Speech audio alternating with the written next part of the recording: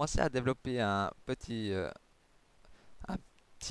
microcontrôleur et qui devait pas coûter plus de 25 euros.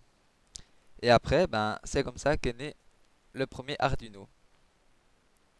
Après l'Arduino, ben, vous pouvez l'acheter sur le site officiel. Et après, il y a un logiciel open source où vous pouvez le télécharger gratuitement et programmer ce que vous voulez dessus.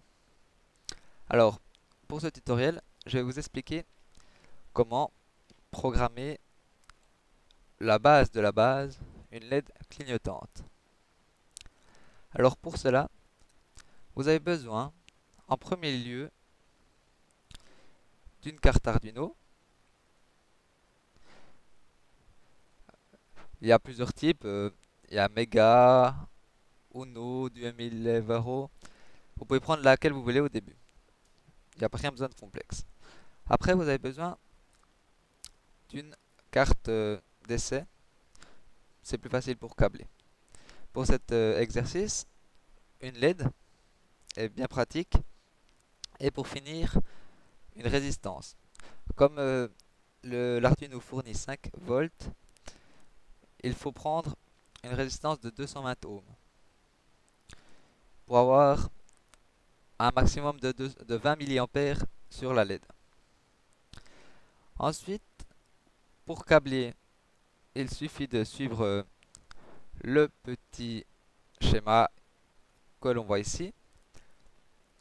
Alors, on relie le moins à la cathode de la LED et le plus à la résistance.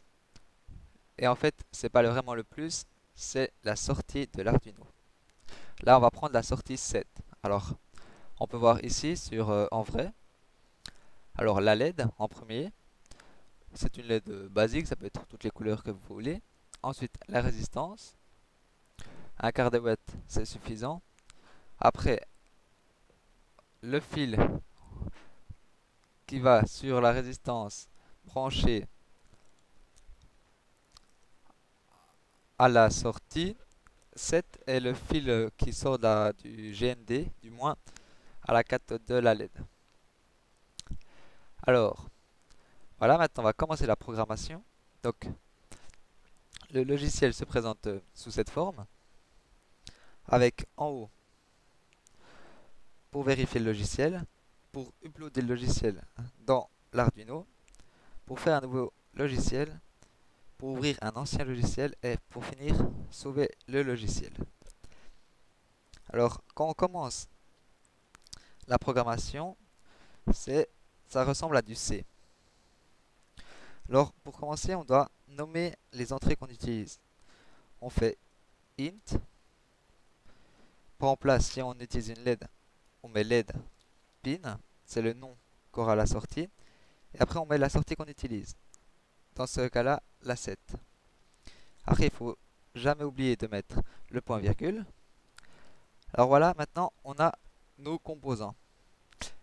Oui, c'est un logiciel assez... on commence par assez simple. Ensuite, dans tous les logiciels que vous faites, des programmes, il faut avoir void setup avec deux parenthèses, ensuite un paragraphe. Ça permet à mettre les sorties en sortie ou bien en entrée, ça dépend ce qu'on utilise. En fait, on dit au logiciel ce qu'on va faire. Alors là, on met pin mode et on met notre sortie LED pin en output, ce qui veut dire en sortie. Voilà. Ensuite, le cœur du programme, vraiment, c'est le void void loop. Alors voilà le cœur du programme. On fait aussi avec des paragraphes. Et là, c'est vraiment ce qu'on veut que le logiciel fasse. Alors là, on veut qu'il clignote. Donc pour qu'il clignote, il faut mettre la sortie à 1. Ensuite, attendre un délai. Mettre la sortie à 0. Attendre de nouveau un délai. Et faire ainsi de suite. le logiciel, quand il voit void loop, il va recommencer ce qu'il y a en parenthèse indéfiniment. Donc, on va commencer par mettre la sortie à 1 avec la fonction digital write. On met le nom de la sortie et on la met à 1. Ensuite, on fait un délai avec la fonction delay. Alors, les délais sont en millisecondes, donc on va mettre 100 millisecondes pour que ça clignote assez rapidement quand même. Jamais oublier de mettre les points virgules. Maintenant, on va mettre la sortie à 0.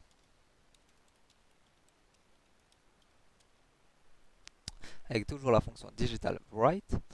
Let pin pour notre sortie 7. Et cette fois, on va mettre en low. J'ai fait une petite erreur. Vous voyez, si vous mettez la fonction high ou low en minuscule, ça marche pas. Voilà, ça ira mieux. Et maintenant, on attend de nouveau 100 millisecondes.